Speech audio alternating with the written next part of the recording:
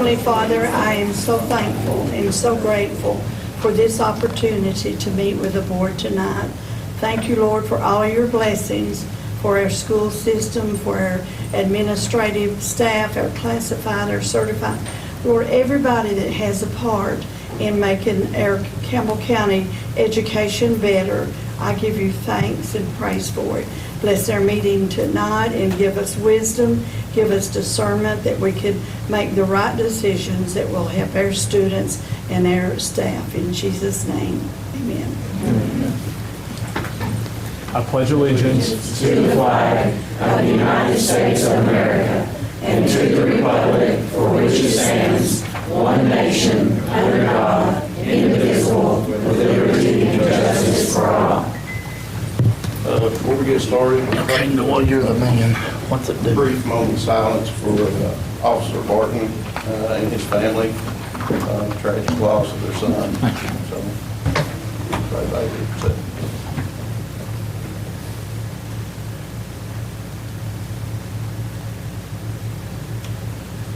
Thank you. Before we sign in, we're going to do this a little differently today. Just doing it. Gail will go around. I will be first. When she calls her name, we'll say present and then sign in like normal, okay? We'll be doing it one at a time.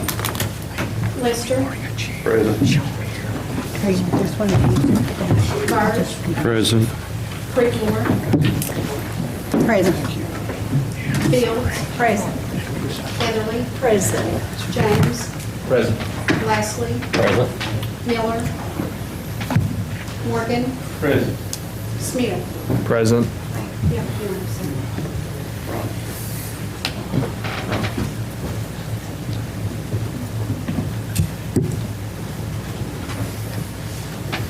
Okay, first thing, we'll have recognition of guests. So at this time, the board will recognize State Representative Dennis Powers. Thank you. Do I need to do my name or just wait? Go ahead and do the report. First of all, thank you all for having me out here today. I wanted to recognize we have 3 reward schools in Campbell County, which is a great honor for the county. So the state of Tennessee wants to recognize them. And I think we have a representative here from each one. Do we? Do we have a representative from Jellicoe and Jacksboro Elementary? And Danny, do you want to come on up? And have Shannon? Do we have 3? Okay. Yep. So what it was, we had a session back in August that you all might have read about, but anyway, during that time, we passed a resolution in the House of Representatives to congratulate the 3 reward schools. And I'm not going to read all of it, but I'm going to read part of it, and want to give these resolutions to each school and recognition of the great work that they've done. So these are to congratulate each one of them to be named as 2018-19 Reward School. And whereas these schools were recently honored as a reward school by Tennessee Department of Education, the top distinction a school can earn in Tennessee. And whereas reward schools represent the top 5% of schools based on academic achievement and the top 5% based on student growth. And whereas these principals and administration, faculty, and staff of these schools have built an environment that ensures that students have the very best atmosphere for learning. And whereas they are selected as a 2018-2019 reward school, which is a tremendous source of pride for administration, teachers, students, parents, and the community, and be it resolved by the Tennessee House of Representatives, the 111th General Assembly, that we congratulate them on being named the 2018-19 Reward School and salute their administration, faculty, staff, students, and parents, and extend to them the best wishes in the future. So thank you all for all the hard work and congratulations. And I have these notes here that I need to take on. As I said, I didn't want to read the whole thing, so I have to mark a few of it. But anyway, I'll bring this over to you. But this one is to Jacksboro Elementary. And let's see, how you doing? Congratulations, it's a great job.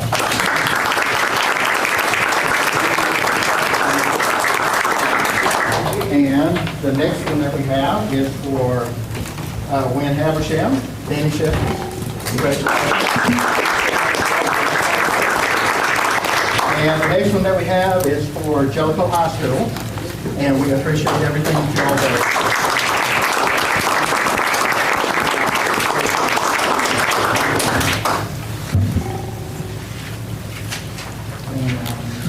Thank you all for that.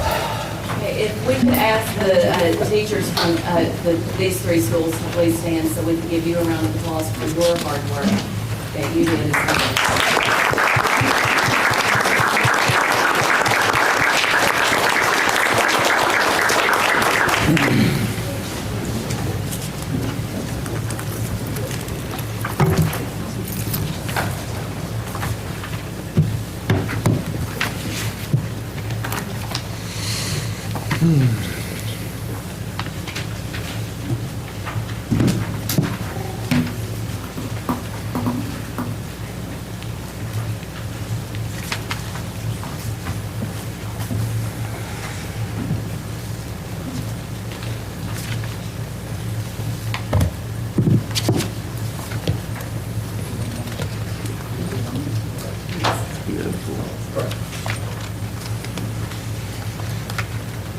Okay, thank you. I have somebody here tonight and I'll introduce both of them. I have somebody from the State Board of Education and from the Department of Education, and she is on the way, and I hope she's not lost, but we both been talking to her, and she should be here just a little bit late. First of all, I want to thank Director Fields.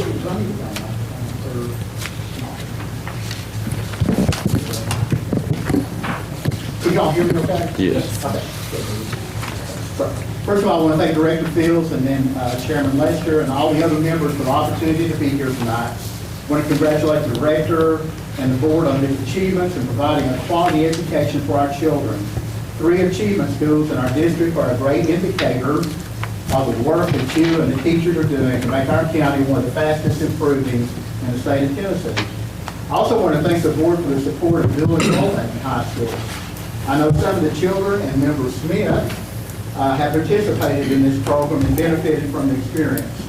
The student graduation rate for these students are much higher than the average rate.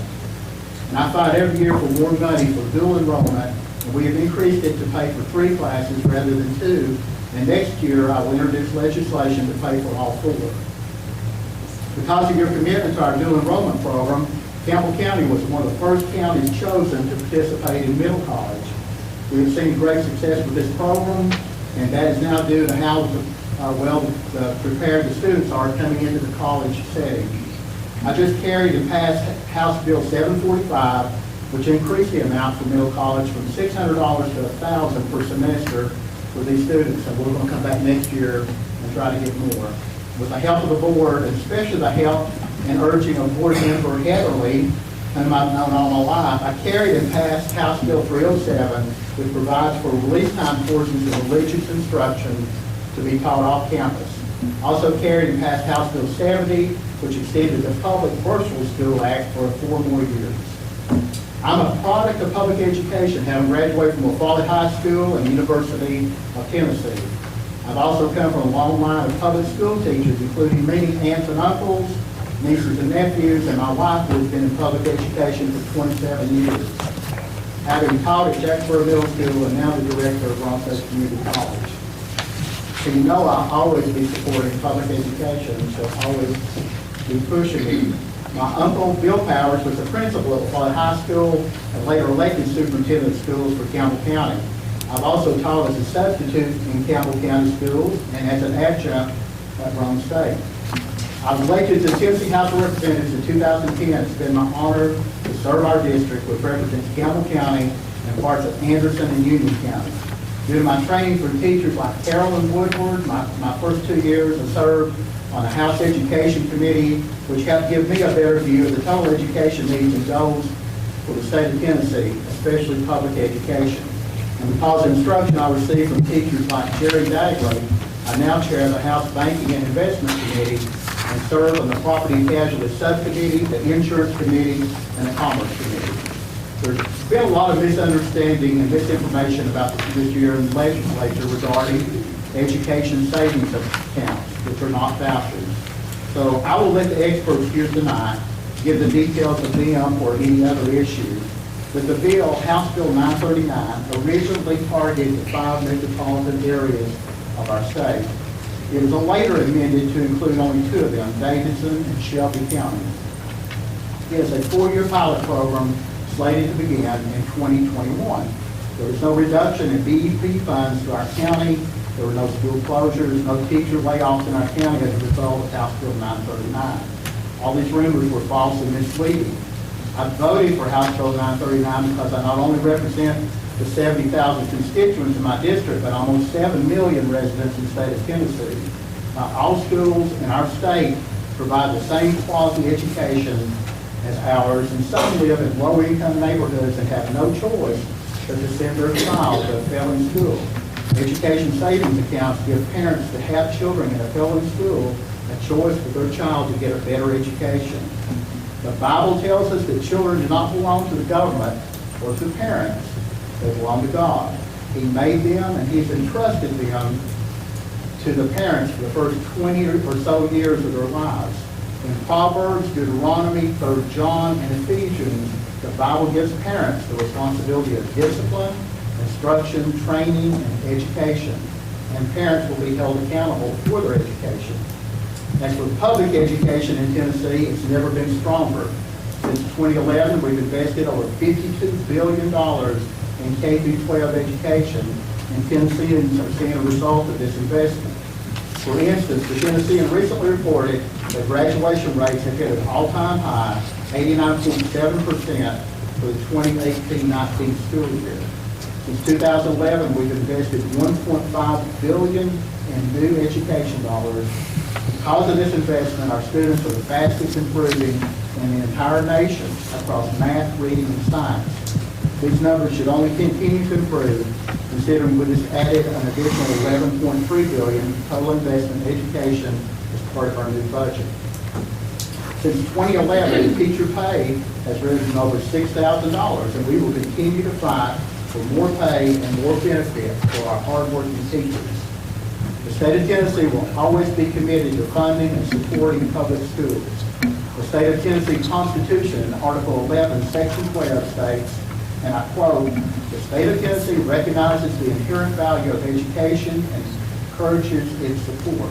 The General Assembly shall provide for the maintenance, support, and eligibility standards of a system of free public schools," unquote. It leaves no doubt of our commitment to public education. Education is the cornerstone and the foundation of our future leaders, and I'm proud of our work over home education in the state in recent years. As your state representative, I will continue to work and create more opportunities for our current and future generation of students.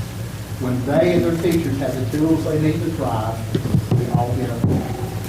And with that, I just wanted to read that statement and let you know, because I know there's been a lot of misunderstanding about what we're doing. And that's one reason I wanted to have a couple of experts up here tonight.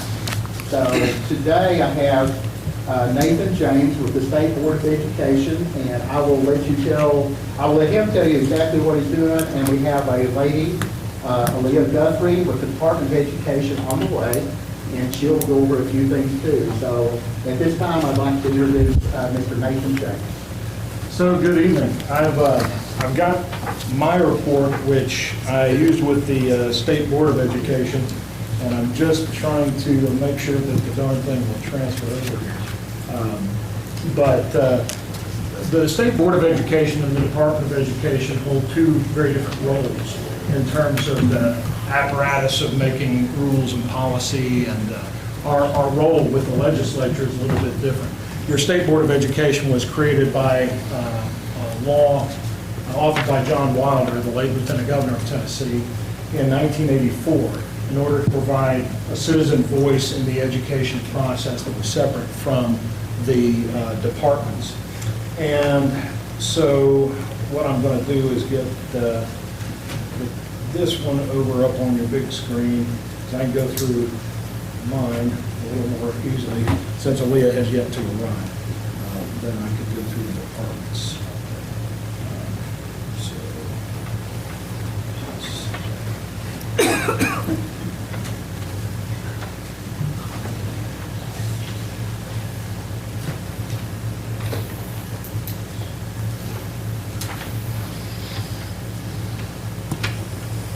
you'll forgive us.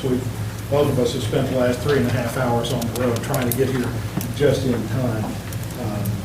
And she actually had a Government Operations Committee meeting this afternoon. So,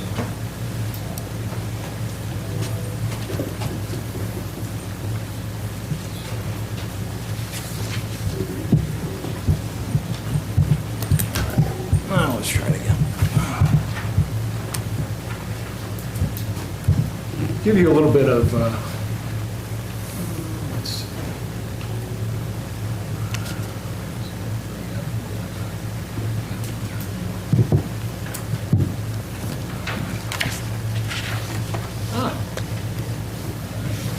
And it's working. So I can go through with you some of the laws that were passed during this legislative session, and when the department folks arrive, they can go through some of their priorities as well.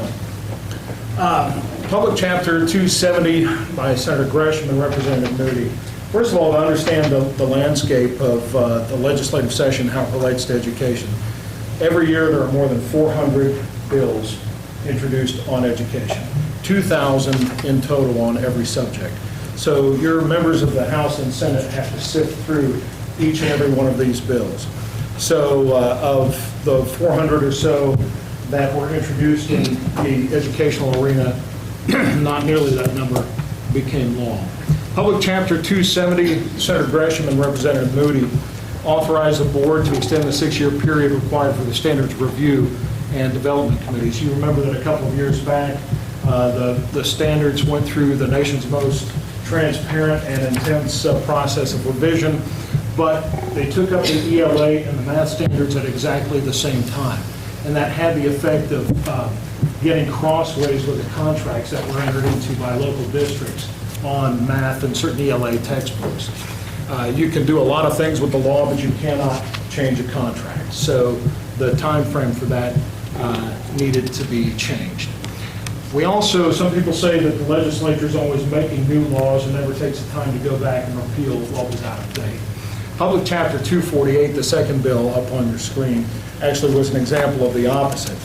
It went through and removed 48 separate provisions of Title 49, which govern education in the state of Tennessee. Amongst other things, there was a provision in there that said the State Board of Education was supposed to have sole authority over television stations. So obviously there were things that had to be changed.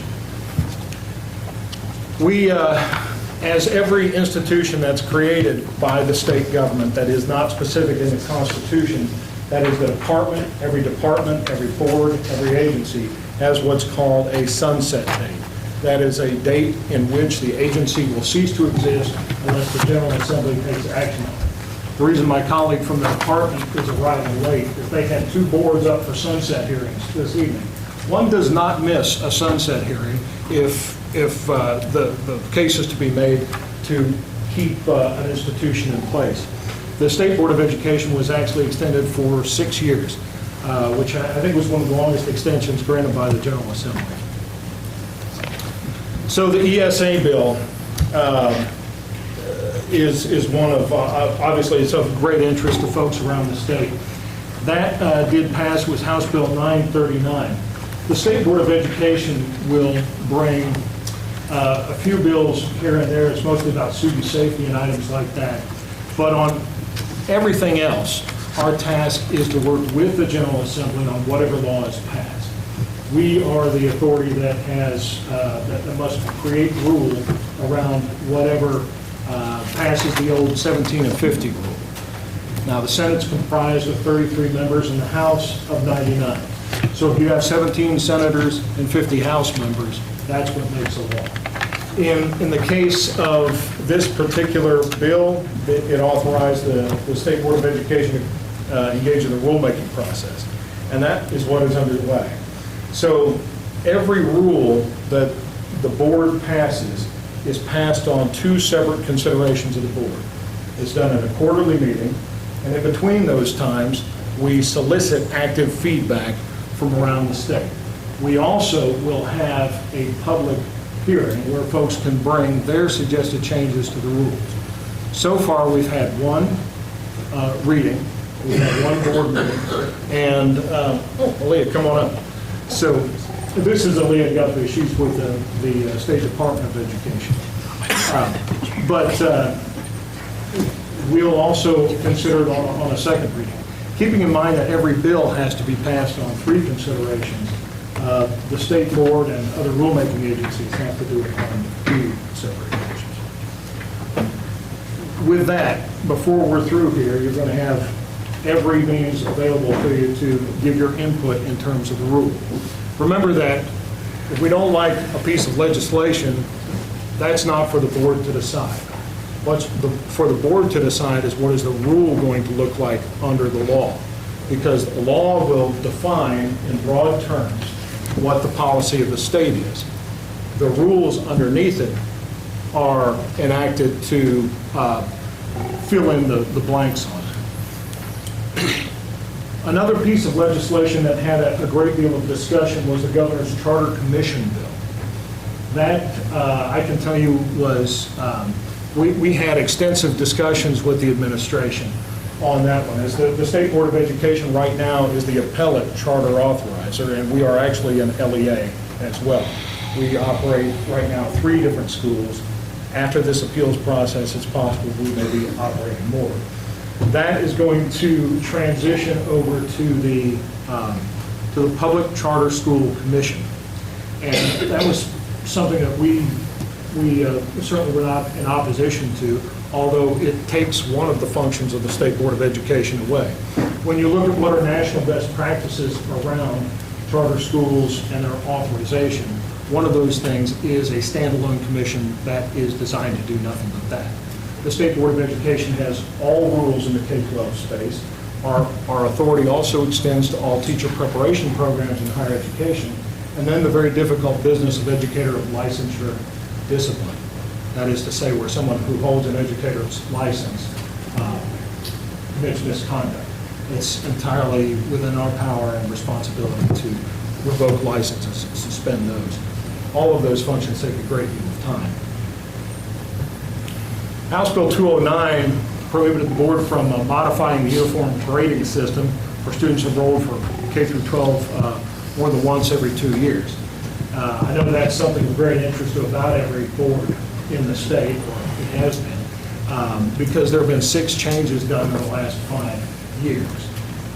The interesting part about that is when discussing that with the House Education Committee, we walked through and showed where 4 of those 6 changes were actually mandated by conflicting pieces of the law that passed in those years. The GIVE Act was an administration priority. Leah, you want to discuss that one? Sure. First, I just want to apologize for being late. Those mountain roads were, I wasn't used to that, living in Nashville. My name is Aaliyah Guthrie, and I'm the Director of Policy for the Department of Education, so I work on the Policy and Legislative Affairs team. So I work really closely with Nathan and the State Board staff and all of the members of the General Assembly, and we also liaise with the Governor's Office. So the GIVE Act was one of Governor Lee's administration bills, and one of the bills that he asked the leadership of the House and Senate to sponsor for him. And what that does is it extends dual enrollment to students who have a CTE area focus. So the state already provides dual enrollment for 2 courses, but this would add an additional 2 courses for students who are focused in a CTE, a career and technical education area, so long as it matches the workforce needs of that community. So it's really a way of targeting the investment so that students who are participating in that additional dual enrollment are able to, we know that they'll be able to find work when they finish. And then additionally, just in the dual enrollment space, not something that changed in this bill, but students can also take up to 10 dual enrollment courses if they qualify for HOPE. They can draw down on their HOPE dollars while they're still in high school. So we know that when students in high school have access to post-secondary opportunities early, they're more likely to be successful when they go to post-secondary, or even if they don't go into post-secondary, they're more successful at finding a job if they've had some of those experiences. There were obviously any number of bills. The the department's for your page, I could put that up if you'd like. I just put mine up because you're going to put the other one up, whatever you get. Okay, we're going to transition to the other one. This one tends to get into, well, it gets into the budget cycle quite a bit, so that members can understand that. And I think it's just a little long for what you all have time for. So, let me get there.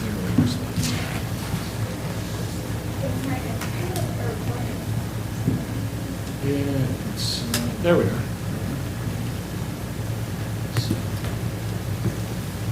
There you go. You can see the total number of bills filed, 1,551. Total bills passed was 515. K-12, 356 and 65 of those actually passed.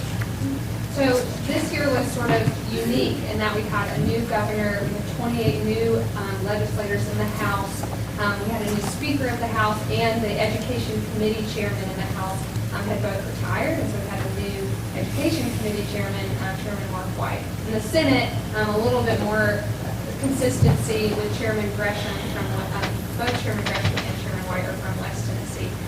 But Nathan and I, in our role with the state board and with the department is to review all of these bills that are filed. And so any of these bills that are impacting K-12 education, we would read and just determine what the impact would be. And then we're really there to be a resource to legislators to say, this is how this might work, or this is what this might cost in order to make this happen, and then answering questions during committee as the committee members are debating the bill and proposing amendments to the bill. We're there as kind of a resource of information. Of those 356 bills that impact K-12 education, only 65 of them actually make it all the way through the committee process, through the floor, and became law. But that some of those bills delete requirements, some of them make the book smaller, but most of them are adding requirements, and so the book does, the Title 49, where all the education laws, it does grow a little bit each year. We did get a moment to talk about the cleanup legislation, so we did remove 48 pieces of outdated parts of it. So these three pieces of legislation were bills that initiated with the Department of Education. So primarily we're there just to be a resource and answer questions, but we have a process in the executive branch where people who work at the department, maybe they've heard from constituents, they've heard from teachers as they've been across the state, they've heard from parents when they've been doing listening tours or various things that something needs to be improved, and so we recommend those improvements to the governor's office, and these are the three that passed, that came from the Department of Education. The Public Chapter 107 and Public Chapter 204, these are both cleanup legislation, so it's taking all of the special education law and making sure that it's aligned to IDEA, the federal law for students with disabilities, and Public Chapter 204 is related to career and technical education, again, just to clean up to match the federal law, the Carl Perkins Act, which was reauthorized recently. Public Chapter 42, this related to teacher evaluation. So as you all are probably very aware, in 2017-18, our test did not go as smoothly as we would have liked it to go. And so the legislature, at the very end of session that year, ensured that 2017-18 scores would not be included in a teacher's evaluation. But a teacher's evaluation is a 3-year composite. It includes 3 years of data. And so we proposed, and the General Assembly passed, a bill that said for the next 2 years, 2017-18 would still not be included in the teacher's evaluation, just to make sure that that intent, which was to exclude the 2017-18 data, that would be true for the next 2 years as well. And then these are the pieces of legislation that came directly from the governor. So some of them, I know that Nathan has already talked about, like the Charter School Commission and the Education Savings Accounts. The governor, the GIVE Act, which I just talked to, school safety. This is a $40 million budget request that was connected to this bill. So $20 million in the state schools grants, and then $20 million for SROs. So the Code Chapter 153, this is salary transparency, so when the BEP instructional component increases, that there's just transparency of how districts are choosing to use that increase in the instructional component. The governor's civic seal, which we just announced this week, how schools and districts can apply to earn the civic seal. There's a lot of really bright spots across the state of how schools and teachers and districts are prioritizing civics education. And so what this will do is essentially create a seal that acknowledges that good work, and then also provide grants for schools and districts that want to improve to be able to access those resources to expand their programs around civics education. The Agriculture Education Task Force, the last one that I'll talk about, that they've been meeting all fall, and it's groups like the Farmers Bureau, folks from private industry, the representatives from Future Farmers of America coming together to talk about agriculture education, to ensure that there's a clear path forward, that the governor and the commissioner have a clear vision from those communities of how agriculture education will look as Simpson changes over the next decade. Let me make a remark. When it comes to the school safety issue especially, the State Board of Education is detached and separate from the department. Our entire staff consists of 15 people. And one of the things that is attached to us is the BEP Review Committee. And the BEP Review Committee has made as one of its priorities school safety dollars. Other areas have been doubling of computer money. It was through advocacy there that the 11th and 12th month of insurance had come down the pike and some other places. And to let you know that we're, there's always this concern when it comes to school safety about will the state keep a continued commitment to it. I can tell you that the committee, again, is making school safety, is listing that amongst its priorities. And so the General Assembly, the Governor's Office, everybody has come together on that issue. I think it's ready for the next one? Can we talk about the budget? These are just a couple of highlights from the budget. One that I just mentioned, the school safety funding. Additionally, there is $70 million in the instructional component of the BEP. An addition of there's more than $70 million in the instructional component of the BEP. This is just an increase of $70 million. And over the last decade, there's been around $500 million increase in that instructional component. $17 million additionally for career technical education. That is a real focus of Governor Lee. He really sees K-12 education as integrally connected to the workforce development of our state and the economic health of our state, and so career technical education is a real focus. And then priority school improvement grants, so schools that are in the bottom 5% of achievement, making sure that those schools have the resources they need to improve.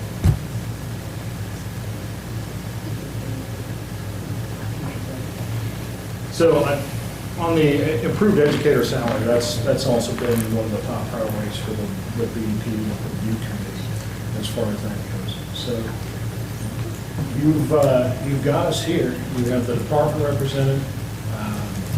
You have your representative, and you've got the State Board of Education. We're all at different places on this educational continuum as you all are. And so I'm happy to take questions, and I think so are the rest of us. I want to make sure that this time is useful. I was just going to mention one number real quick. She mentioned 500 million. 500.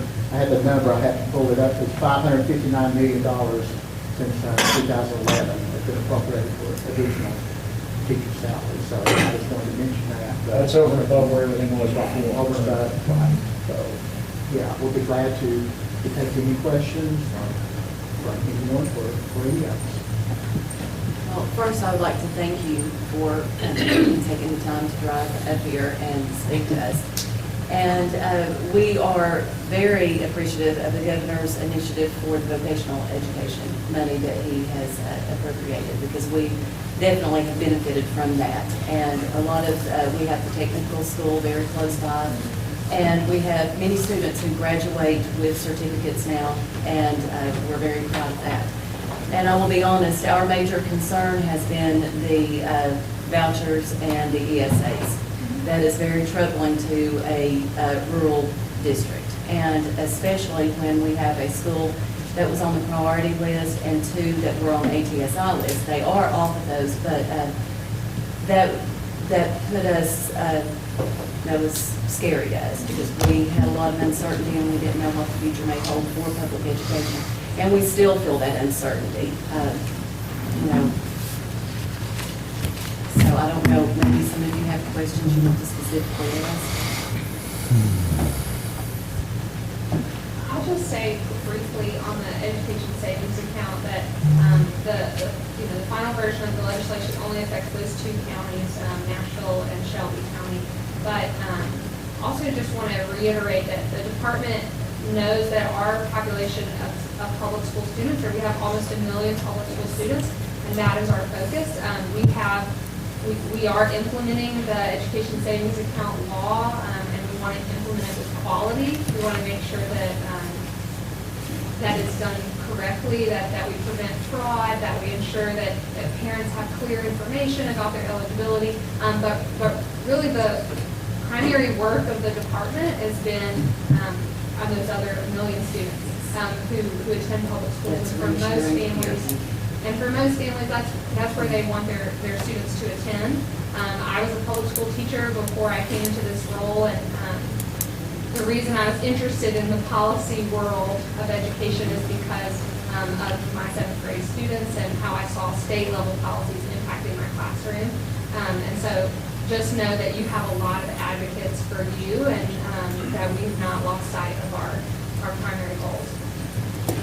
And let me just mention something, just to follow up on that. I'll give you the first bill we had targeted, it was those 5 metropolitan areas. One of them was, let me give you an example, Hamilton County. They had a school donation failed for 18 years in a row. 18 years in a row. And if you're a low-income family that lived in that neighborhood, or a single mother or something like that, you don't have any choice a lot of times of moving into a nicer neighborhood, going to a different school. And so we wanted to make sure that people like that were trapped in that situation where they had to send their kids to a failing school, especially when they failed 18 years in a row, that they had the opportunity to go to another school, to have some choice in a situation where they could send their child. Because I don't think any of us here would want to send our kids to a school that continued to fail every year. And so that's what we were trying to provide. Well, and I want to say, where with our priority school, Jellicoe Elementary was a priority school, and we had said it's not because they can't teach. They're doing the very best they know how to do. We need to offer them our resources.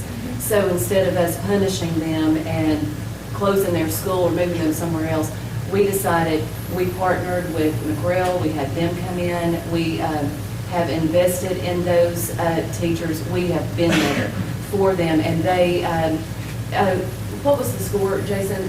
We needed how many more points for them to be off the priority list this year? Well, you have to be at a certain score to be 2 years in a row to be off the priority list. So if they replicated their performance from this year, they'll be off the priority list next year. They were actually and that is what I want to see. As a public educator, I want to see us investing in our people to make the improvements. And I think that's what, where we were at as a board and a school system over the course of this year, investing to make the improvements necessary. Maybe that had been the case in a school that had been that way for 18 years, I don't know, but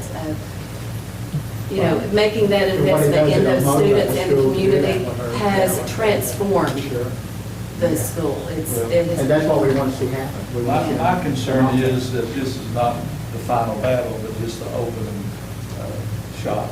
The vouchers, you've got them in, you'll be promoting them throughout the state. And also it concerns me that you have a charter school that you don't hold to the same standard you do public schools. We have so much data and we demand so much of our students and our teachers. But you set these guys up and you don't hold them to the same standard. So how can that work? That's the charter. Well, I'd like to hear that. So charter schools are most commonly authorized by the district. And so the charter schools that we have in the state are, all but a handful are run directly by the district that they're in. And so they have to demonstrate that there's a demand among local constituents. That's not my question.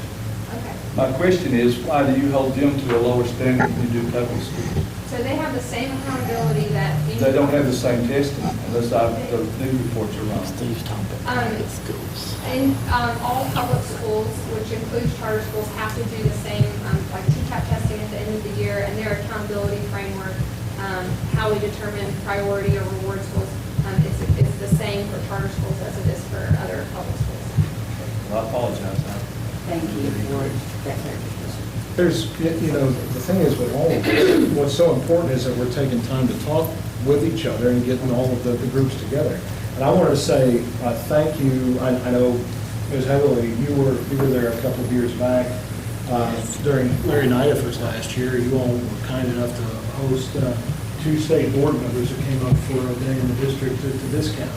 It is absolutely important, Mr. Morgan, and every other one of you, that we can have open discussions like this. And so, I appreciate the offer.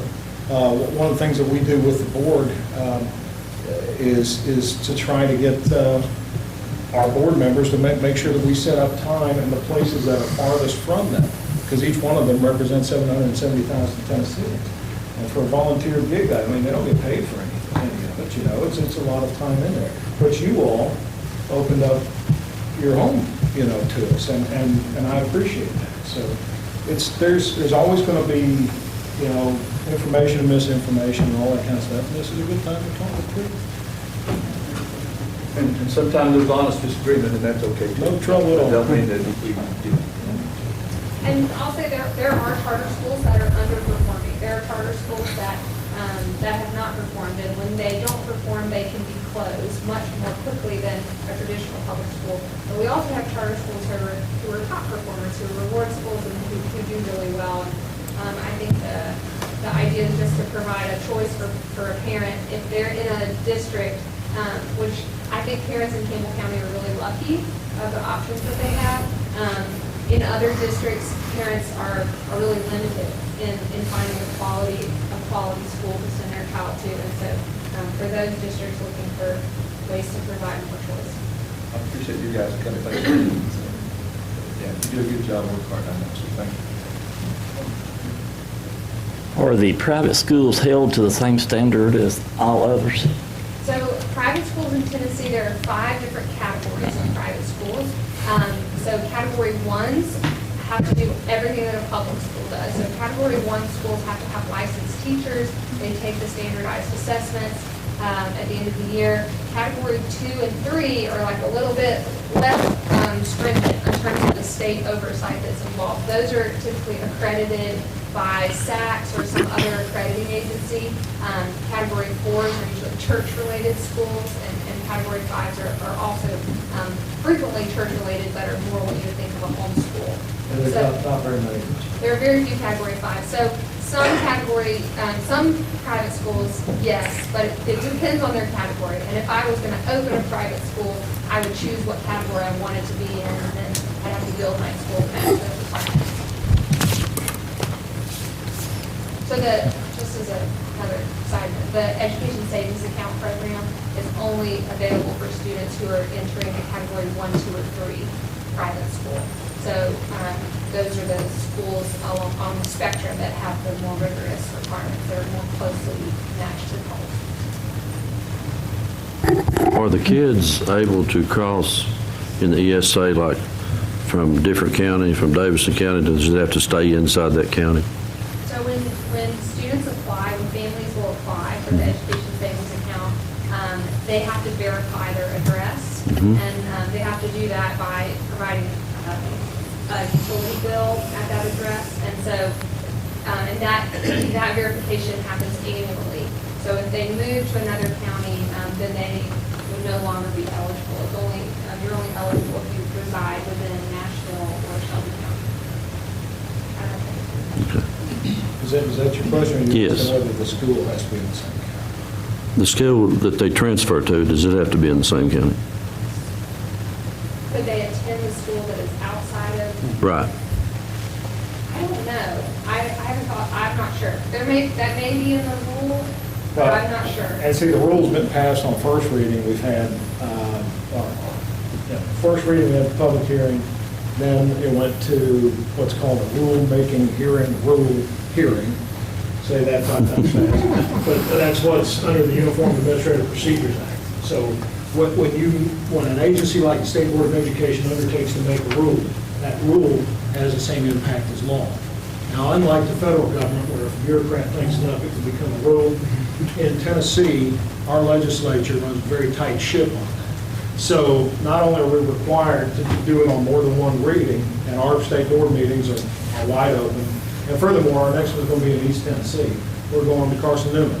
They're hosting us for our next board meeting, which we had to get a special law passed to allow people to leave Nashville in 2015. But once it goes through the whole process and gets all that public hearing and public input, then it goes through another 60-day promulgation process. It goes through the Attorney General. The Attorney General says, yes, these rules are not an undue imposition, and yes, they're authorized by the law or the statute that requires them.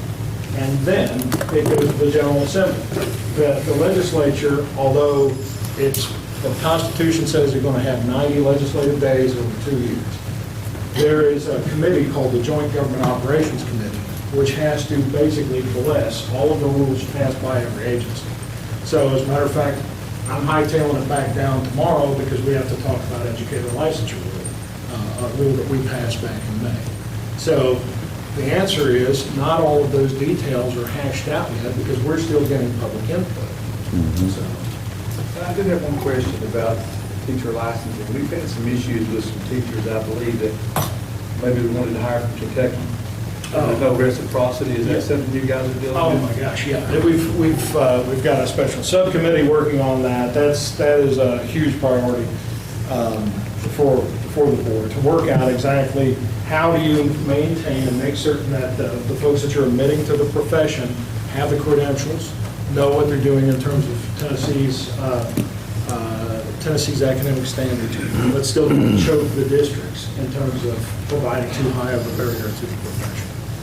We're one of maybe 2 states in the union, by the way, who has an active teacher on our State Board of Education, and always does. It's in the statute. He represents the 1st Congressional District. The current licensure rule, which Nathan is going to be presenting on tomorrow, I got lots of you was just talking about, if a teacher holds a valid professional level teacher license in any other state, when they come to Tennessee, they'll immediately receive a license. So we have reciprocity if they have a professional level license. The trouble is that sometimes they may only hold the initial license in the other state, and so when they come here, it's more difficult for us to verify that they've met all of our requirements for licensing. But absolutely know that, especially districts that are on veteran border communities, that it's really important that we have those agreements with other states. And on that issue, to make it clear, that's in response to a piece of legislation, okay, where the General Assembly members came up and voted and said, okay, this is a big deal. It still leaves the question in a lot of people's mind in terms of the initial years when you're teaching before you have that professional license. So we're going to see what we can do within the context of the statute that authorizes it to be of help on that. I've got a couple of questions. First, back to the charter school. They can deny any student for any reason, correct? No, they, most charter schools have more people who are trying to go to their school than they have seat capacity, and so they have to run a lottery in order to determine who gets in, like who has a seat. And so there is sometimes a barrier for enrollment because they maybe only have 100 seats in the 3rd grade, but they have 150 parents. And 150 kids who are trying to enroll in 3rd grade, so they have to run a lottery to make it fair. But they are not allowed, in state law, they're not allowed to deny a student for any reason that a public school would deny that student. They can't require anything additional from the student. Okay, so you have to have so many, maybe so many discipline and smart and all across the board? So, That's the goal? so they, parents choose whether or not to enroll. Right. And so they, the parents who enroll, who request to enroll in a charter school, that's the determiner for who's in that charter school, is who, whether the parents wanted to send their child there. But the charter school cannot place any limitation on who, gets acceptance other than their seat capacity. Okay. Okay, with the emphasis on CTE, are legislators considering changing the current graduation requirements and going the dual pathway? I can't say, when you say our legislators considering, you're asking somebody to offer speculation about the mind of 132 people. I will tell you that there was a meeting even this afternoon amongst some State Board of Education members, not necessarily to create a dual pathways and one's headed this way, one's headed the other way. But I can tell you there has been a great deal of discussion in the last several years, not only in K-12, but as well, in terms of the requirements around algebra and calculus and some of those higher levels. I'll tell you, I passed college algebra and I felt very, very proud of myself. I was never a math person. You know what I'm saying? I had 2 grades I was proud of. One was my C in algebra and the other was my D in coordinate Greek for the New Testament. To me, those 2 things were equally difficult. I wasn't headed into the STEM field, right? But in my master's work, when I was getting my master's in public administration, one of the things that I absolutely grasped and got was statistics. And a lot of folks in K-12 and in higher ed are realizing that statistics is very, very important when it comes to great many professions that perhaps trigonometry would never be seen in again. And that's, obviously, if you're headed into the STEM fields, if you're in the engineering, headed in that direction, there's no doubt that excellent, top-level math in that area is most important. Is there discussion about it? Absolutely. There's discussion. Okay, thanks. Are you a product of public schools? Absolutely. And private higher ed, and public higher ed, and everything in between. I transferred a few times. We can take a question back here. Is that okay? I'm Jason Horn. I'm the secondary supervisor. My concern, and something I haven't heard about, one of the big concerns for rural school systems like ours, where we lose most of our students and why we have budget issues every year, is the high rate of people that go to independent homeschool, which most of it, as you know, is a farce. It's not being done. The accountability you have for it is you test in 5th grade, 7th grade, and 9th grade. You have to be below grade level 2 tests in a row. So you could go from K to 7th grade and then test below grade level, and then there you have to show up in 8th grade. That's really not a level of accountability of any kind. And it puts us in the situation, if those students do come back to us and they're below grade level, we can't put a 5th grader in 2nd grade. We just can't. I mean, we could, but that would be very unwise. So I would, the legislature, I can't remember when, I think 2009 or 10, passed a law that said if you have your GED, you can independently homeschool your child. Whereas, if they're in high school, I have to have a degree in a subject to teach children. I would like to see the legislature, the state board, the State Department do something about independent homeschool, because if you think about it just from a statewide perspective, we're going to have all of these students, and the number is up into the tens of thousands of students who are independently homeschooled. We're going to have a state full of kids who don't have an education. And we can sit here and act like we believe in education, but if we're not holding those people accountable at all, then that's what's going to happen.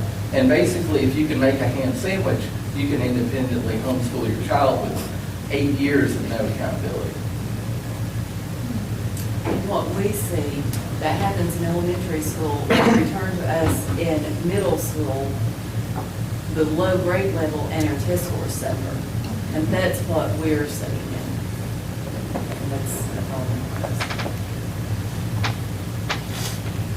You want to talk a little bit about homeschooling then? Well, the department, we implement the laws that are written, and right now, the law gives a framework for parents to be able to choose because of their sincerely held beliefs. But I'd certainly hear your concerns about students who may be in a situation that is not in their best interest and is maybe not in the community's best interest. There are also parents who homeschool who do a really good job and who their students are prepared to go to post-secondary when they graduate. But I definitely, I'm writing down what you're saying because I can understand where you're coming from. I would put it 5% to do the really good job. 5%, that's 20 years in education in different places. 95%, it's malpractice. Did you know, and correct me if I'm wrong, guys, but I understand what you're saying too, and that was why I got in the legislature. I think that there has been talk about increasing that requirement, as far as their educational levels, and I don't understand that, and I think that that's probably going to be something that we're looking at next year, because I've heard a lot of people talking about it. One thing, and I know it's different from all over the state, but statewide, I know this will be hard to believe, but homeschoolers have some of the highest ACT scores of anybody that's going into college, but that's just the ones that are, of course, going into college, but when they're taking that, but am I not correct in that? Because I've seen that statistic somewhere, but Well, if they're that's statewide. If they're in a co-op, like one of those category 5s, like you mentioned, if they're in a co-op and you've got, doctor this person and engineer that person coming and doing that, you've got Doogie Housers all over the place, then yeah, that's going to happen. But by and large, I would argue that the independent homeschoolers about whom I'm speaking aren't even taking the ACT. So that's going to drive it down. Right, that would skew that number too. I'm just talking about things that. Right. No, and I agree, but again, I'll say it, 95.5% is what I say. But there is talk about raising that education requirement. Well, if we're serious about education in Tennessee, then we need to do it. Any questions?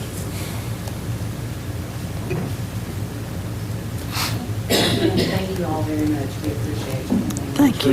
Yes. Thank you. I just want to mention one thing that I do too real quick. These are the people that I go to when I need help. Because they are the experts in the field, and you don't know how much I appreciate them driving all the way here from Nashville and being with us tonight, and how much I appreciate them all the time when we're in session.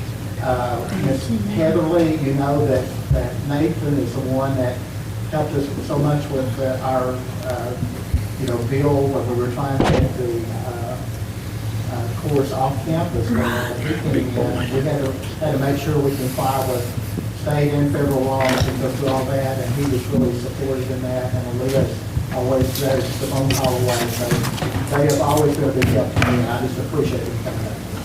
And thank you all for allowing us to be here. Thank you so much. I just want to thank Aaliyah too. I think we had lunch over the summer with Elizabeth. There's the assistant commissioner for education and another guy in her office. But I just want to thank you for coming out. Very good discussion over the summer and very good discussion tonight. So thank you for all your hard work. And I actually went to the July TEC meeting with State Board of Education combined in Smyrna at the Nissan plant. So I got to meet you too, Nathan, there. So. Well, I know you look familiar. I did want to say, because I wasn't joking about it, in 2015, when Sarah Morrison took over as the executive director of the state board, we started on the first day, and one of the first things we did was ask the legislature for authority to meet places other than Nashville, because we weren't allowed to by law. And the first place we went to was ETSU, because we know sometimes East Tennessee feels a little forgotten, and the next place we went to was Memphis. And since then, folks over at Carson Union have been years. So please get on our website, ken.gov/SBE. We also do newsletters, which I've got to go back and approve because one of them's going out for tomorrow. So get on our website and call me anytime you want to. Be fine. Thank you so much. Yep, thank you all. Thank you. Thank you, Dennis.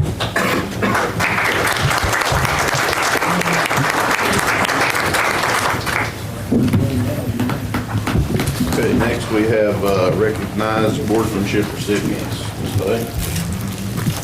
I would like to ask Lisa and Johnny and Brent and Noah and Crystal to meet me down front to get these awards. And I'll try to make it quick. Dennis, my little friend from watching you She taught me grow back up. in Sunday school many, many years ago. My Sunday school boy, you better behave. I try to, especially when I'm in front of you. Well, thank you for being here. Thank you.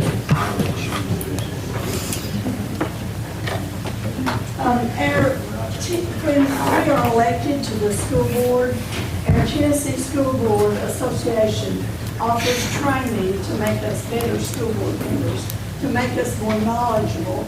And when I go to a physician, I go online and I look to see what the credentials are and how long they've been in service. And what more important can we be doing, things we can be doing than with educating our children, and to be trained and to take advantage of that.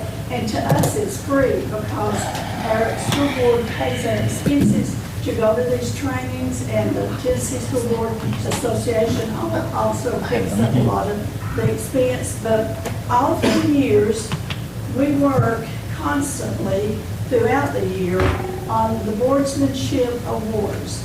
There are 5 levels. Level 1 requires 50 credits. There's level 2, and that requires 100 credits. Level 3 is 150 credits. And level 4, 200 credits. And I want you to pay close attention to this last one because it requires 250 credits. And we have somebody with us tonight that has just earned that level 5. He will be recognized at our state convention on stage in front of the whole state. But I wanted to shine a light on him tonight because this is our hometown. This is our people, and I want you all to recognize and to appreciate what hard work has been done. And I'll start out with Johnny Birch is our level 5 new board member, so let's give him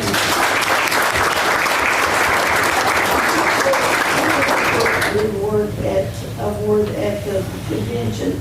And number 2, we'll start with our level 1s because we just had 2 level 1s that did not get to go to the fall district meeting. Is where these are awarded, and I've been asked to do this on a state level. First of all is Crystal Creekmore has obtained a level 1, and Crystal, come up here and hold your certificate.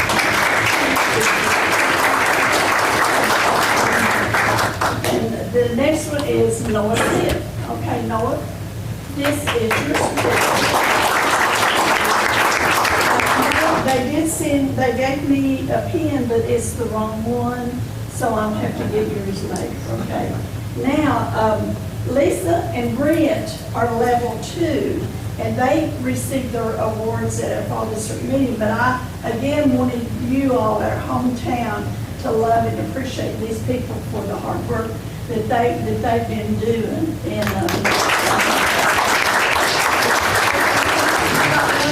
how you get the credits, and I think I told you, I wasn't, didn't go deep enough, I guess, but every time we have a conference, like in Gatlinburg, we have Summer Law, and we have the state convention, we have our retreats, each one of those things count for so many credits, and it takes a while to build them up.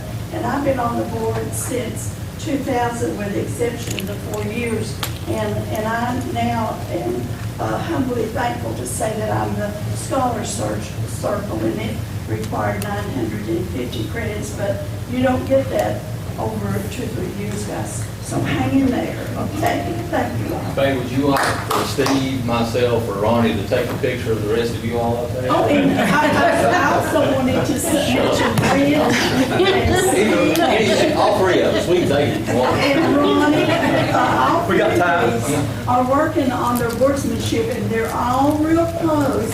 And I can tell you how close, but it's real close to be level 1, so they'll be getting there soon. Thank you. Steve is level 1, Miss Faye. Steve is level 1 already. Have you already got your level 1, Yeah. Steve? Did you get yours at the fall district? No, I got it last year, maybe. Then you're close to number 2. All right, thank you. So,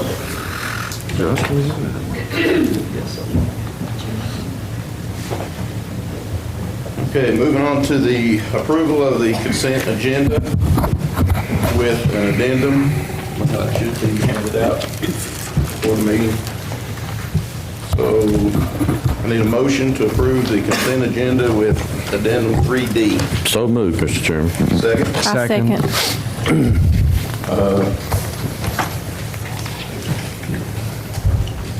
Any discussion? Ms. Castro votes.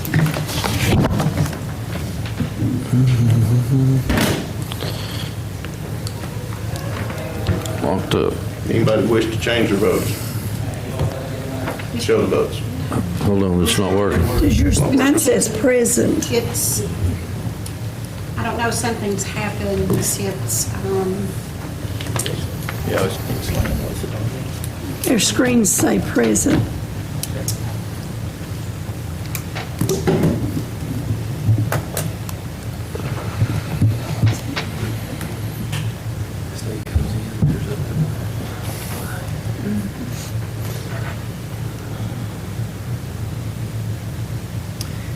Mr. Chairman, would it be okay if everyone was to sign in?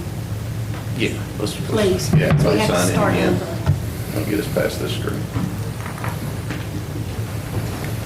Still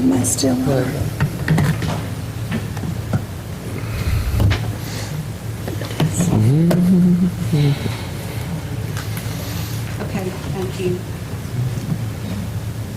All right, everybody cast your votes. Show the votes, please.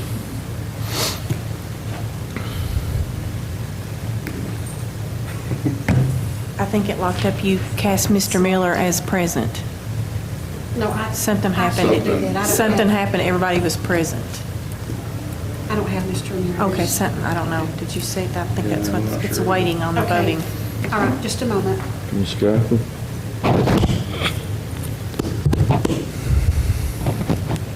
It's holding that for the Okay, vote. let's vote again.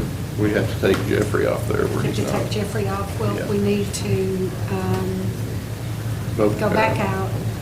Sign in again. Wait just a moment.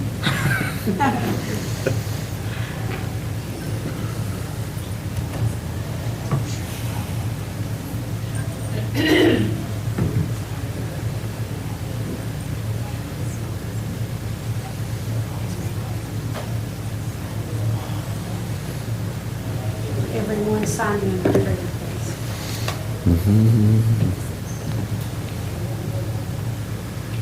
Crystal, because he's over there, will it do a no?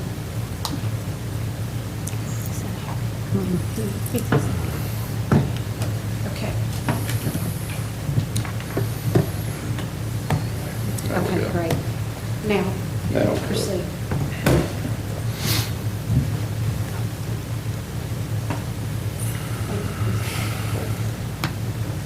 Kristen? Okay, show the votes.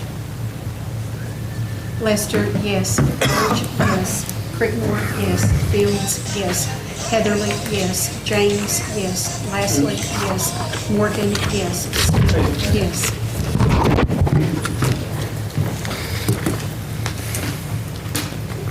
Okay, next we have the approval of the regular agenda with changes to 9C to say raise instead of incentive. 9A to say second reading instead of first reading. And 9F, on the attachment, the date ending should be 6/30/22. Do I have a motion? I move. Second. Second the motion. Any discussion? Cast your votes.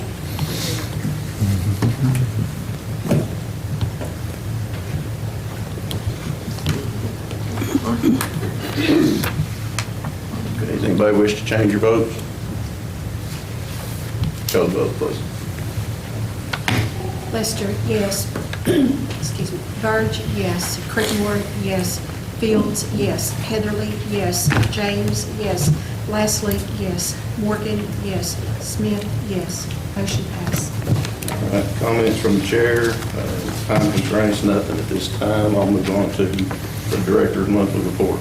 Okay, I will make it quick because I know this has been a lengthy meeting, but I do want to congratulate all our teachers are here to either receive their tenure tonight or to represent their school for being a reward school. So thank you for being here. And hope you all had a great fall break and feel renewed returning. I did so. While we were busy enjoying fall break, I do want to say that maintenance stayed very busy during that time. They removed some old playground equipment from Jellicoe Elementary that is cleared off and now ready for the new playground equipment to be installed. We're excited about that. They also painted the halls at La Follette Elementary School and the cafeteria at Jellicoe Elementary School.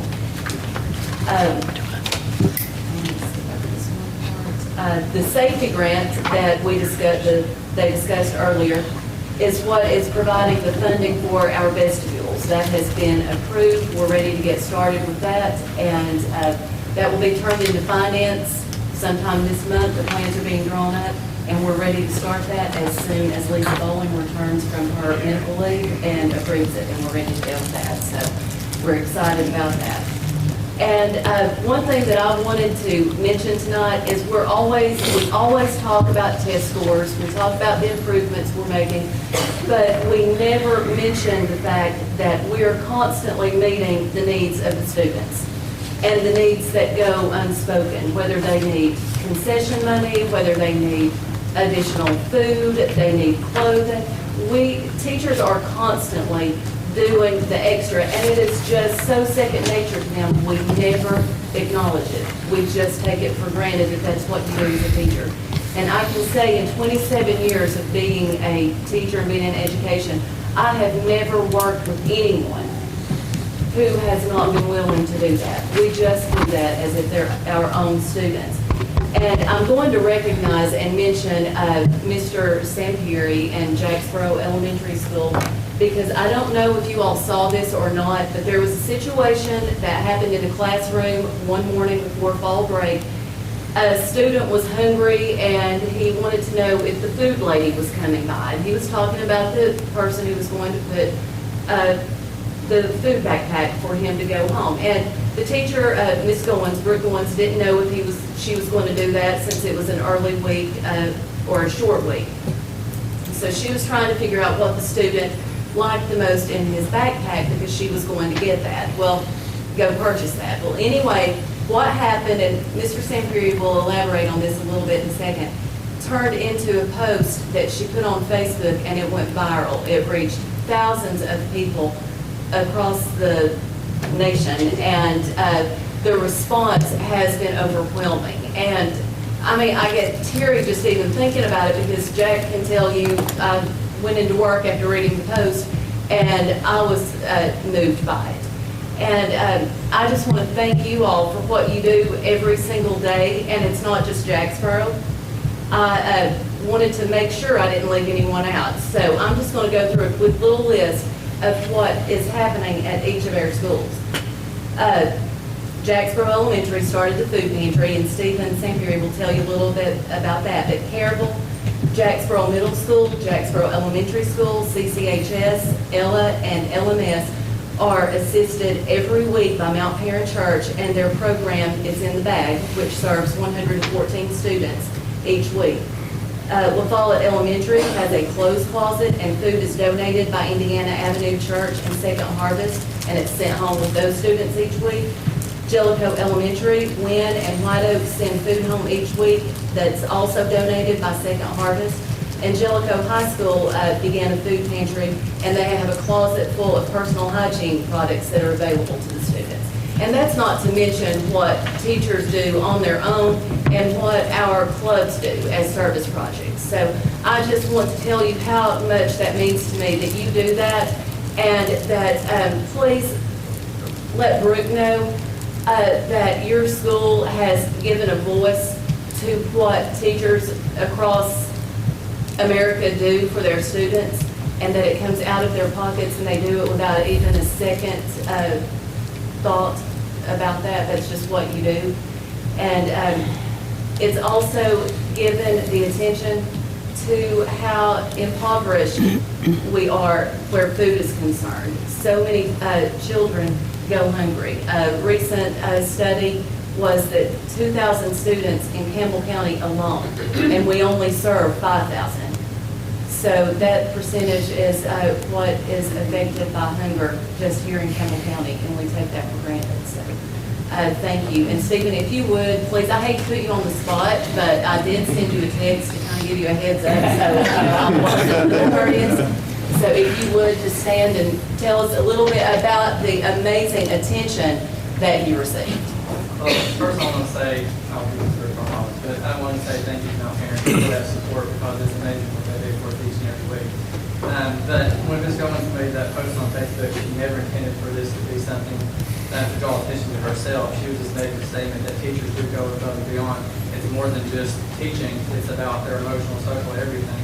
What teachers do for their kids each and every day. And when she made this post, she had simply put, if you want to donate a canned food item to our food pantry, we would appreciate it. She never anticipated that it would go where it went. So we have received donations from all around the country. And when I say donations, I mean an immense amount of donations. And a lot of the boxes include letters of people talking about how teachers made a difference in their lives, and that's where they're at, where they're at, because of teachers, and how some of them grew up without food, and how they would never want to see a kid go hungry. So we've had so many donations that now we're able to give all, donations to every school in the county that wants it.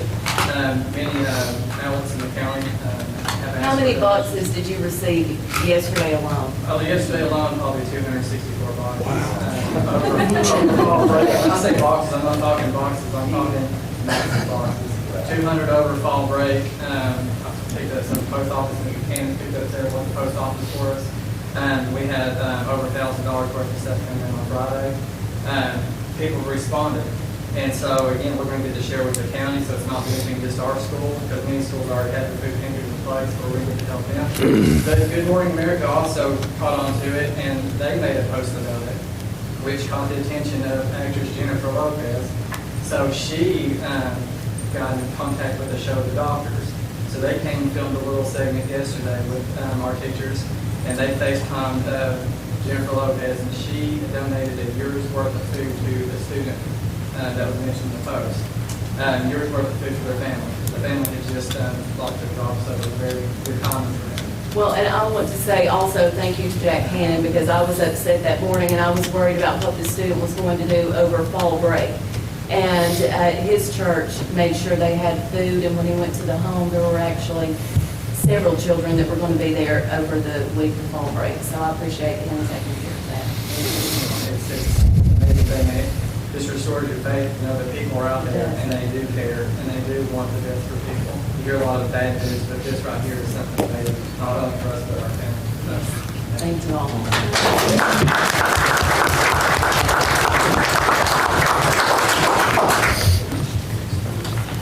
All right, with legislative report. Just two quick things. On this Friday, TSBA is going to have a legislative webinar, and it's at 12 o'clock our time, and all of our board members should have received an email given the instructions on logging on, but if you didn't, please give me a call and I'll tell you it's 12 o'clock Eastern Standard Time, and they are going to be doing this every third Friday, and it's called a webinar lunch, and they scheduled it during their lunchtime to give us freedom to do that. So I hope everybody that can will join in on that. The other thing is, we have a delegate assembly at our state conventions, and that's the people that vote the resolutions to go on through to recommend to the state. And Brent Lester and Lisa Fields and myself are this year's delegates, so we will be bringing that news on that. Thank you. I recognize finance. Good evening. The first item is the monthly financial reports. In your packet, you will find the financial reports for August of 2019.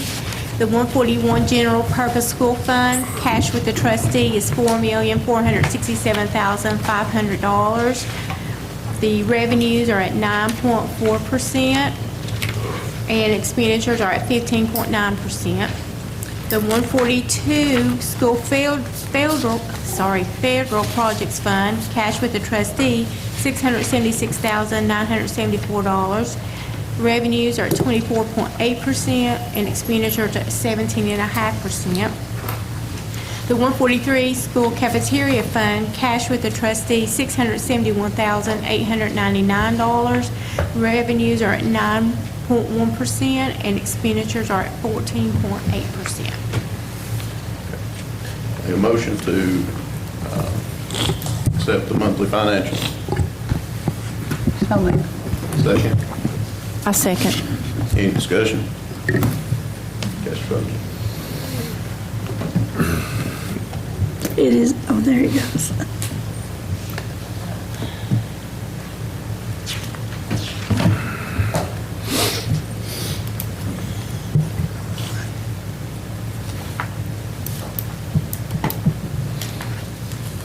Anyone wish to change your vote? Show of votes, please. Lester, yes. Burge, yes. Crickmore, yes. Fields, yes. Heatherly, yes. James, yes. Leslie, yes. Morgan, yes. Smith, yes. Motion passed. Okay, the next item are the budget amendments and resolutions. There are 10 budget amendments in the packet, so how would you like to have those presented? You want to go over each, or do you want to roll them all in one? I make a motion, you concur with them, I make a motion, we do all 10.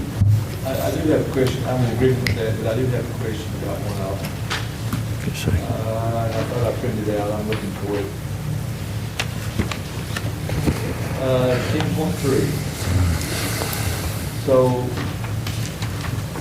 are we buying an activity bus? What's the deal with that? Is that it? I'm not for- 10.3. I'm not for sure on that one. I know that there was a contract that went through with Richard on the bus, on that. To buy a bus? It's the Volkswagen emissions.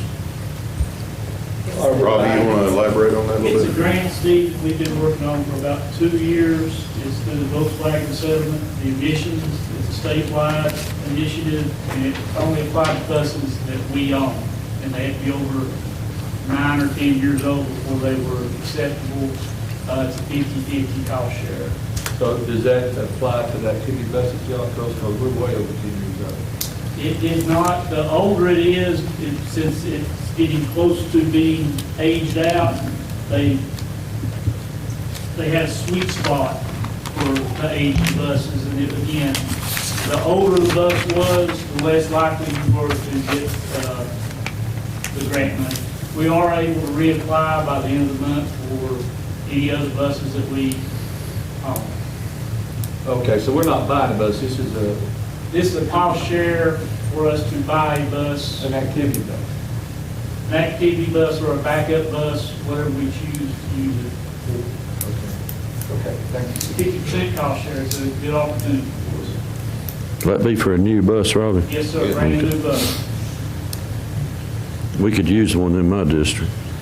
We We get more calls on busing than I do anything. Okay, got a motion by Burge, I need a second. I'll second. Got a motion, second. Got any further discussion on this?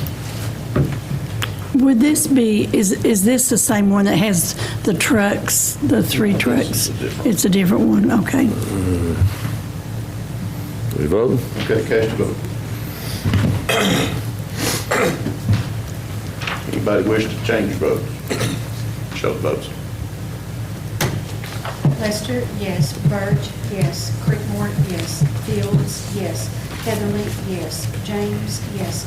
Leslie, yes. Morgan, yes. Smith, yes. Motion passes. Okay, we have one bid. The bids were requested on September the 19th. They were opened on October the 1st. They were requisitioned by Stan Marlowe in the maintenance department, and it was for 3 new maintenance trucks. There were 2 F-250s at $37,117.80 each, for a total of $74,235.60, and 1 F-150 for $30,390.40. Recommendation is to Ray Varner Ford for a total of $104,626 for all 3 trucks. It's the only bidder, and this is the recommendation of Jennifer Fields, Director of Schools, and Stan Marlowe, the interim maintenance foreman. I need a motion. I make a motion, we approve. Second. Second. Any discussion? And now I have a question. I was just curious, Karen, there said it was the only bidder. Is that correct? You put it out, like, And my next question was, where was the bid put out? And I was just curious as to why there was only one bidder on that. Actually, it came in, Faye, according to Stan, it came in cheaper than the state bid. Yeah, and that's fine, and I make a motion to approve it, but that was just my question, was why there was only one bid. Okay. Well, those 4-wheel drive trucks, Stan, I'm sure they are. 4-wheel drive, yeah, all of them. yeah, they're 2020. And this price will include the truck bodies you wanted on, right? Yes. Any further discussion? And we're done for a little bit with trucks, right? Till next year. Okay, cast your vote. We'll let them use that bus.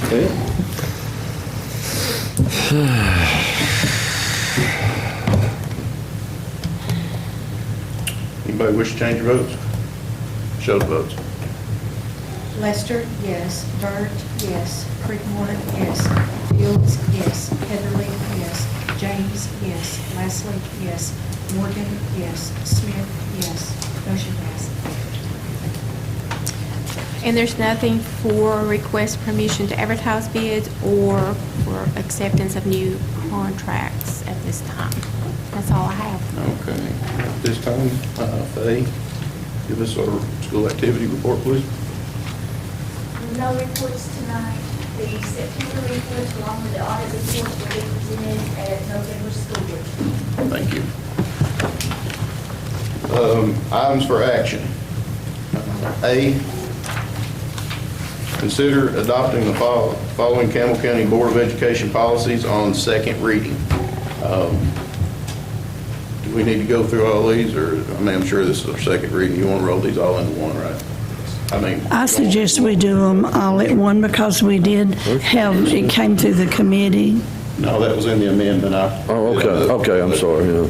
We did the first. So it's the second? Yeah, this will be the second reading. Okay. Yeah. I need a motion. I make a motion, we approve 9A. Second. I'll second. Any discussion? Cast your vote.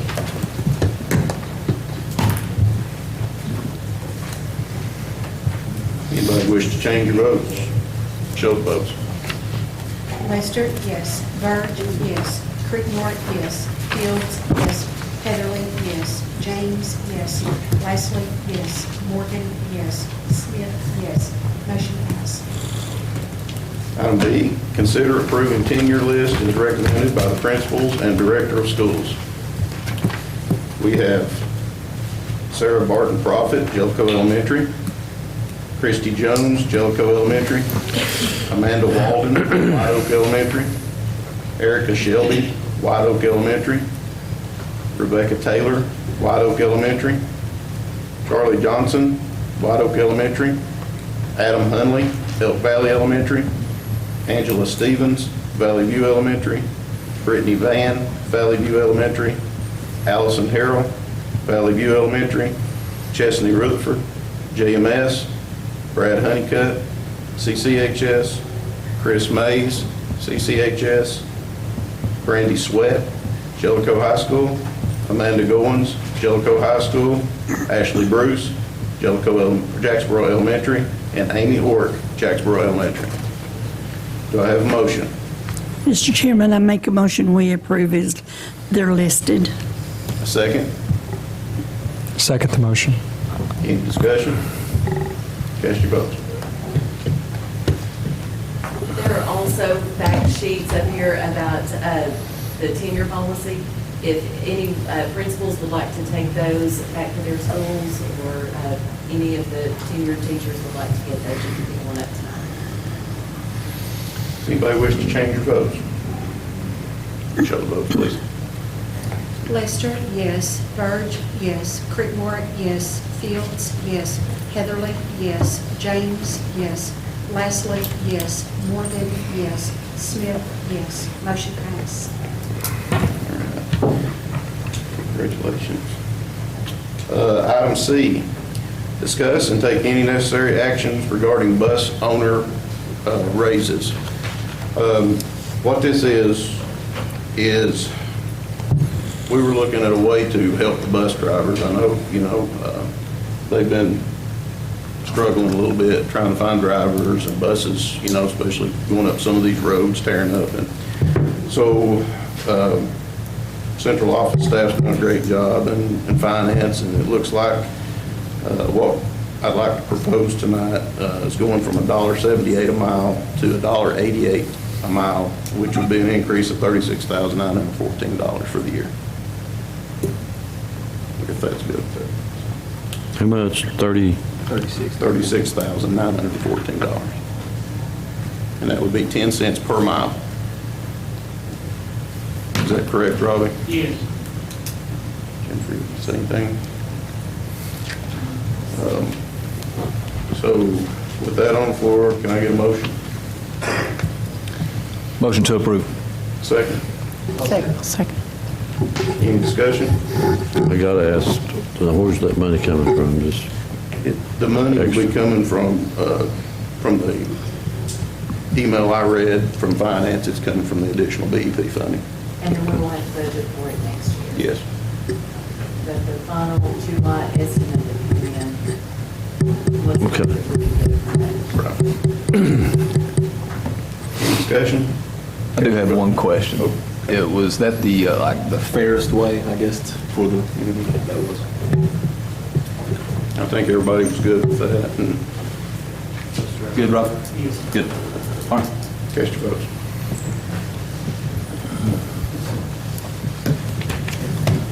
Anybody wish to change the vote? Show the votes, please. Lester, yes. Verge, yes. Creekmore, yes. Fields, yes. Heatherly, yes. James, yes. Lacey, yes. Morgan, yes. Smith, yes. Motion passed. Okay, Item D, consider approving copier agreement between Cannon Solutions and Elk Valley Elementary. Elk Valley Elementary will be assuming all costs for the agreement. There's an attachment for that. Do I have a motion? I'll make a motion, Mr. Chairman. Second. Second the motion. Any discussion? Cast your vote.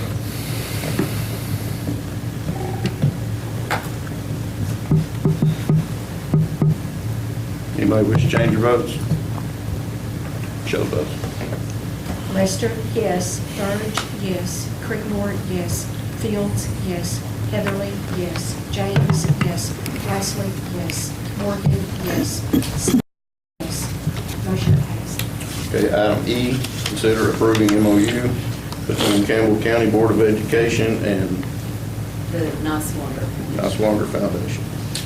Can I explain? Yes, you can. about that? So you all know what that is. The Please do. Niswanger Foundation is, when we cut the budget, we had to eliminate some of our, because it increased class size in our required classes, it caused us to eliminate some of our AP classes and the ones that had lower enrollment. So with the Niswanger Foundation, it is an online program taught by certified teachers.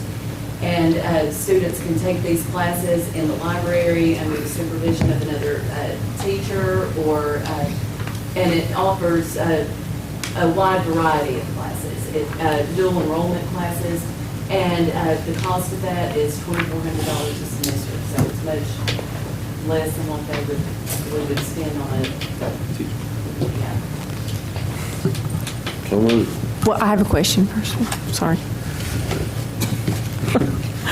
Is this like a pilot program, or is this going to be something they're going to be moving to Well, I mean, do? we just do it from year to year. It would be whether we wanted to, continue with it or not. But it is used in several districts across the state of Tennessee. So if we didn't have a lot of student participation, or if something happened, then we wouldn't have to do it next year. We could, we're under, okay. I had a motion, did I have a second? Second. Any discussion? Cast your vote.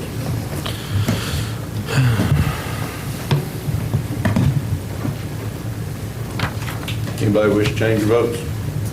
Show the votes. Lester, yes. Burge, yes. Crickmore, yes. Fields, yes. Heatherly, yes. James, yes. Lastly, yes. Morgan, yes. Smith, yes. Motion passed. Item F, consider approving MOU between Campbell County Board of Education and education professionals of Campbell County. Anybody got any discussion on that one? Jason Lee. I know I read that it was, Sharon, can you let Sharon sum it up? yeah, that's fine. I know you all had a meeting the other day, and it was, Maybe we during could, that meeting. thank you. We did, and the change that the MOU committee had looked at for retiree health care, we changed an age, and we changed the number of years that they could receive the retiree health care from 5 years to 10 years. The age went from 60 to 55. And a lot of people wanted to be able to take advantage of it soon. So our hope was to go ahead and start the new MOU. You just go ahead and start it the end of this month, or the first of, I guess the 1st of November. And we originally wanted to run it through October 31st, for a 3-year contract, or not a contract, but MOU.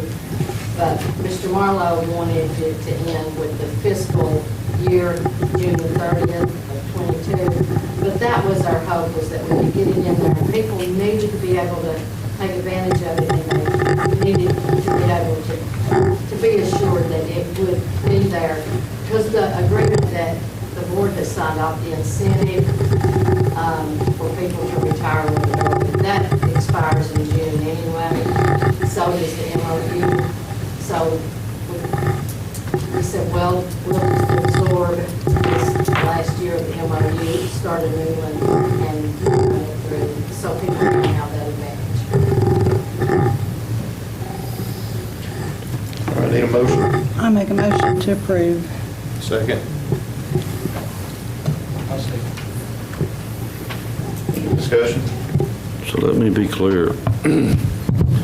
Are we changing the age retirement and the now or in June of next year? Changing it now. Okay, has Jeff looked at this? Yes. See, It's the same that we offered as a. so we're just going to leave it as And permanent? it's just staying that way, and Jeff said that we couldn't afford to do that. The MOU is a living document, so if Right. something happens that it creates a teacher shortage, or we see that's going to be the case, we can always meet and changes to that. But you understand? Now, approving it doesn't say you can't change it, it just,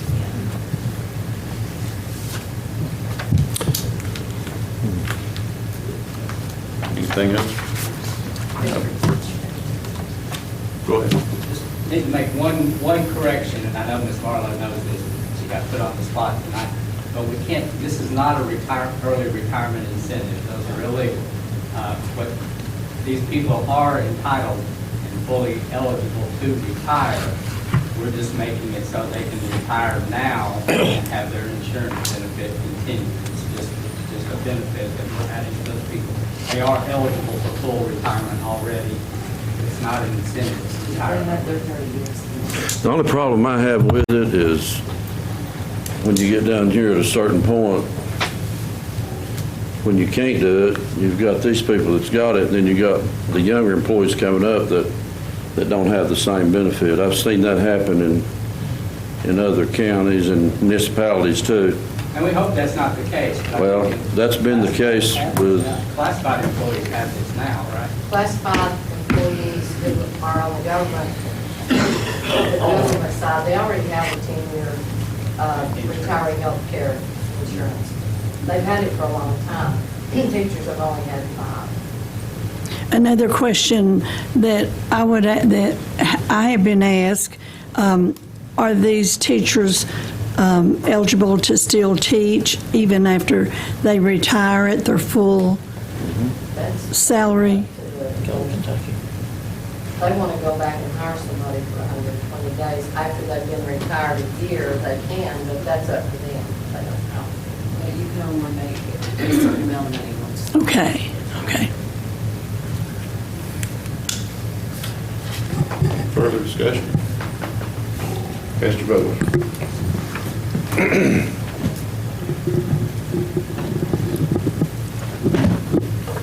Anybody wish to change your vote? Show the vote, please. Lester, yes. Burge, yes. Creedmoor, yes. Fields, yes. Heatherly, yes. James, yes. Leslie, yes. Morgan, yes. Smith, yes. Motion passed. Item G, consider approving Campbell County Board of Education Policy 4.406, use of internet as per mandate of 2-year review. Everybody had an attachment sent to them. Do I have a motion?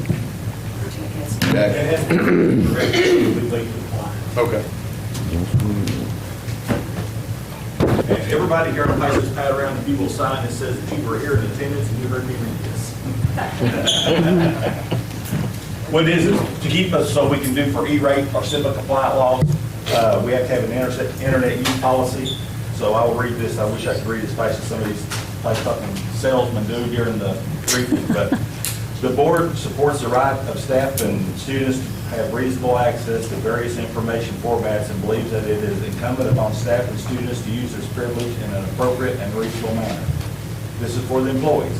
Before any employee is allowed to use of district internet or intranet access, employees shall sign a written agreement developed by the director designee that sets out the terms and conditions of such use.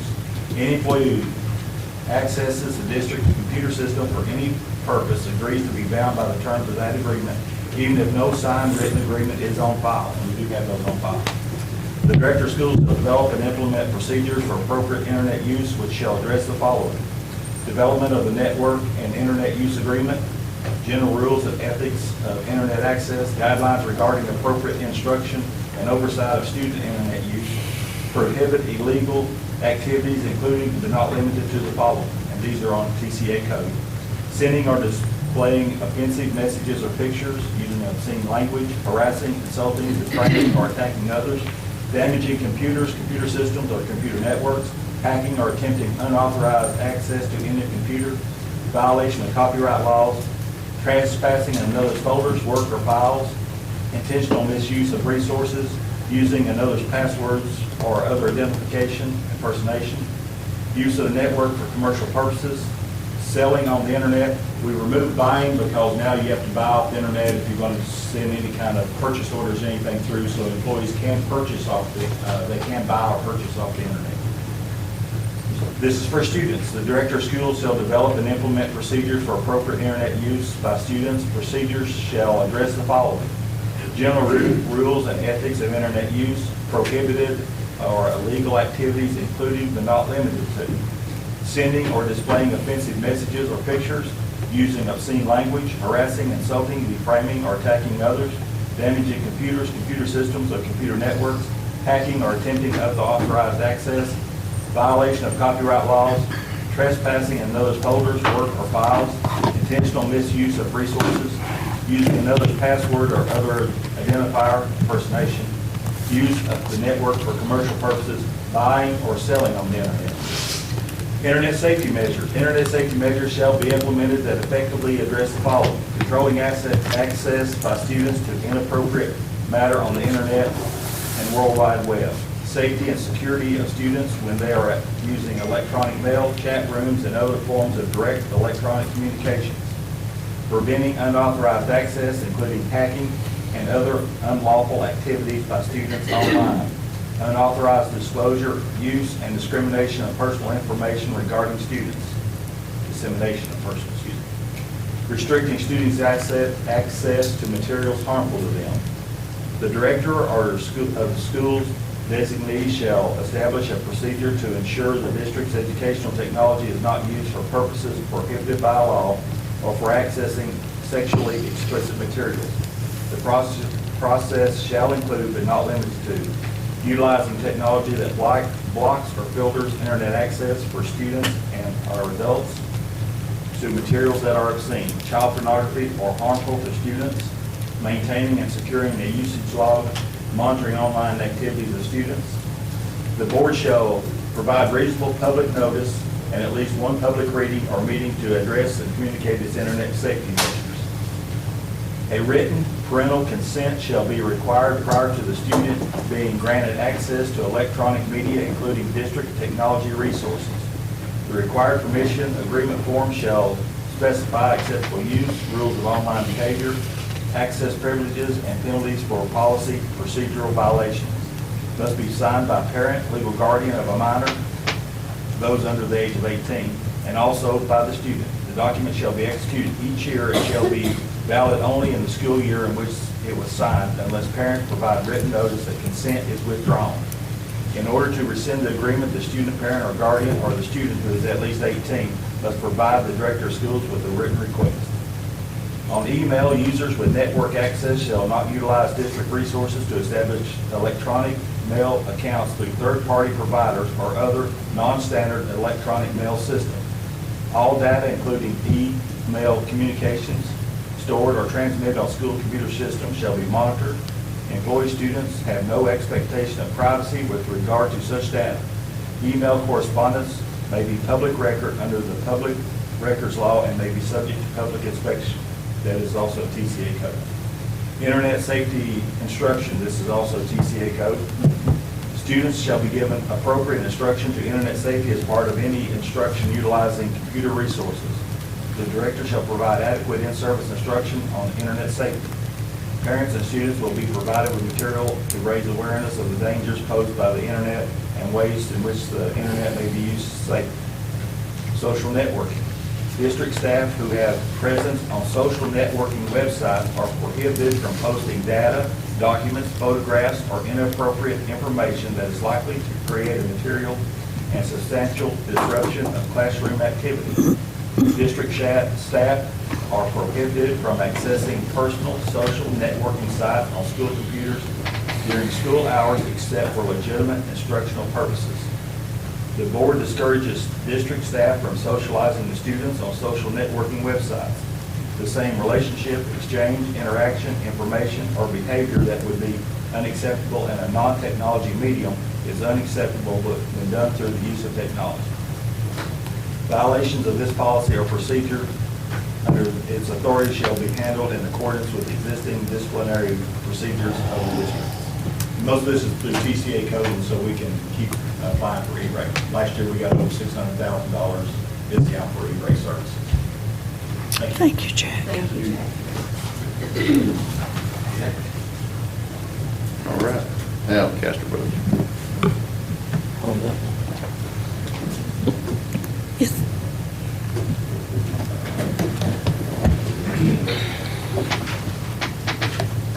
Anybody wish to change your vote? Show the votes. Lester, yes. Burge, yes. Creekmore, yes. Fields, yes. Heatherly, yes. James, yes. Leslie, yes. Morgan, yes. Smith, yes. Motion passed. Items for discussion, nothing at this time. Discuss legal matters. And I guess last, recognize school board members. Steve? Lisa? I would just like to invite everybody out to our Valley View Fall Festival, October 25th, from 5 to 8, and the auction starts at 8. So you all, if you don't have anything going on October 25th, please come out and join us. We'd love to have you. Burge?